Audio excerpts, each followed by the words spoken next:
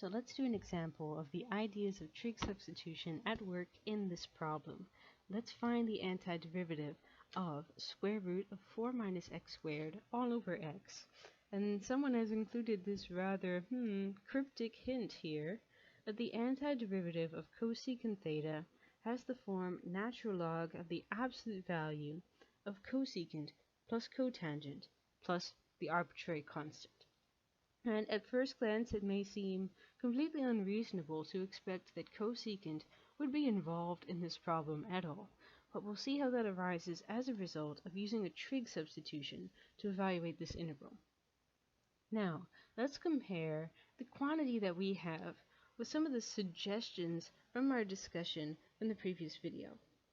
It was suggested that if your integrand contained the square root of a squared minus x squared, where a was some constant, to try a substitution x equals a sine of theta. Here, our integrand contains the square root of 2 squared minus x squared.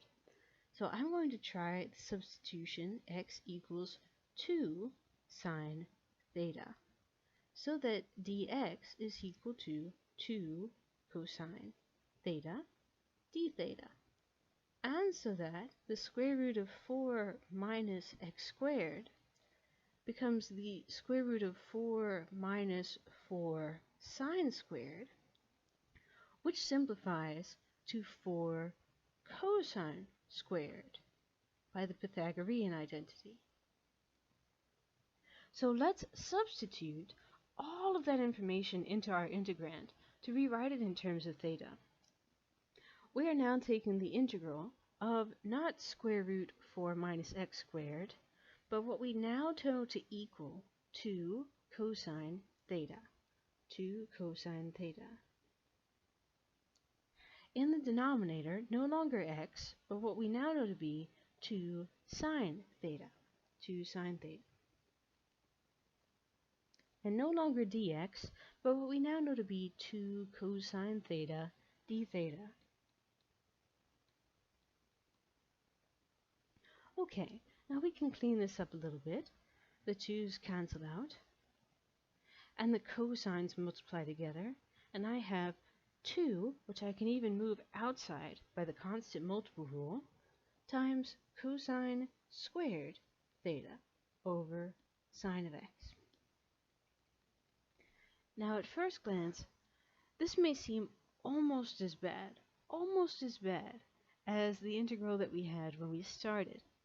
But really the advantage of getting the trig functions involved is that in Pre-Calculus 2, you studied this huge collection of trigonometric identities. Things like the Pythagorean identity, the angle sum identity, angle difference identity, double angle identity. All of those identities can be used when you get the trig functions involved in your problem. So for example, here I'm free to go in and replace cosine squared with 1 minus sine squared theta over sine theta.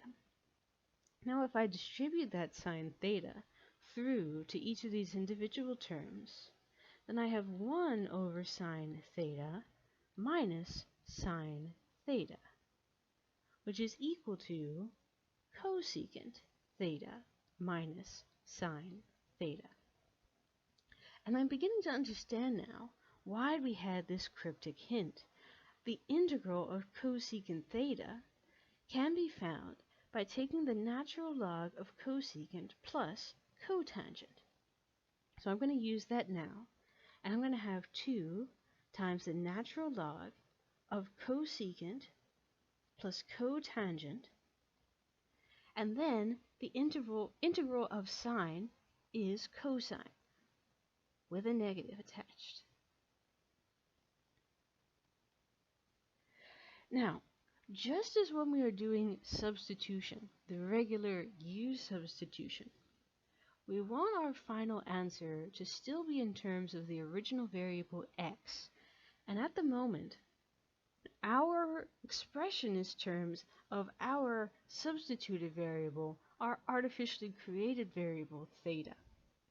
So we need to carefully return this function so that it's in terms of x instead of in terms of theta. And I think in this case, using a triangle can be very helpful. Using a triangle can be helpful to put back all of these expressions so that they are no longer in terms of theta, so that they're in terms of x. Now I'm going to set up this triangle using the fact that x was equal to 2 sine theta. Or in other words, that x over 2 was equal to sine theta, sine being opposite over hypotenuse. So if I decorate this right triangle so that theta lives in the bottom left corner here, I can call the opposite side x, and I can call the hypotenuse 2, which would cause the adjacent side to be 4 minus x squared as a result of the Pythagorean theorem. Now you can use right triangle trigonometry to find expressions for cosecant, cotangent, and cosine. Here on the side, cosecant of theta is equal to hypotenuse over opposite.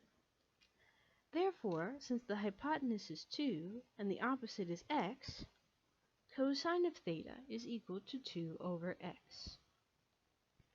Cotangent theta is equal to adjacent over opposite. The adjacent side to theta is square root 4 minus x squared, and the opposite side to theta is x. Cosine of theta is equal to adjacent divided by hypotenuse. So the adjacent side being square root 4 minus x squared, and the opposite being x, the hypotenuse being 2, we now have an expression for cosine theta as well in terms of x. Alright, we're in the final stretches of this problem now.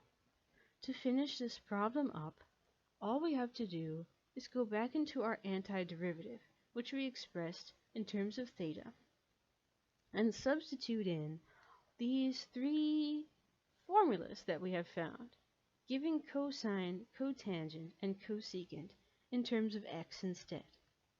So for my final answer, I will write 2 natural log absolute value, not cosecant, but 2 over x.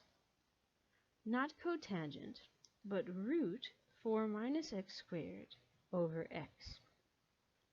Not cosine theta, but root 4 minus x squared over 2. And then the arbitrary constant in the back. This is the antiderivative of the original function, found in a truly magical way, I would say. So as you are doing this trig substitution, be very careful. You're going to need a lot of knowledge from pre-calculus 2 when you first did trigonometry. As you're doing these problems, don't hesitate to bring up a table or a sheet of the trig identities that you learned in your previous classes, because maybe you will see a trig identity and it will occur to you, this one could be useful. Now, although this video is already slightly too long, I just want to do a word of caution here. Oftentimes when students learn a new technique, they try and use it for everything. But this technique, trig substitution, I would say, is one of the worst that you can use in terms of how difficult and how time-consuming it is. So I would consider trig substitution to be your last resort. If you can do anything else, to get the antiderivative, do that other thing and don't do trig sub. Let's consider the following integral. I have the integral of x times square root of 1 minus x squared dx. Now if you're just blindly applying trig sub to everything, you're going to see this and you're going to say, 1 minus x squared under a root, so let me set x equal to sine theta. And I suppose you could do that, but I'm not sure if it will be very straightforward. Not as straightforward as it could be, because I think it might be a little bit easier to use regular old substitution instead.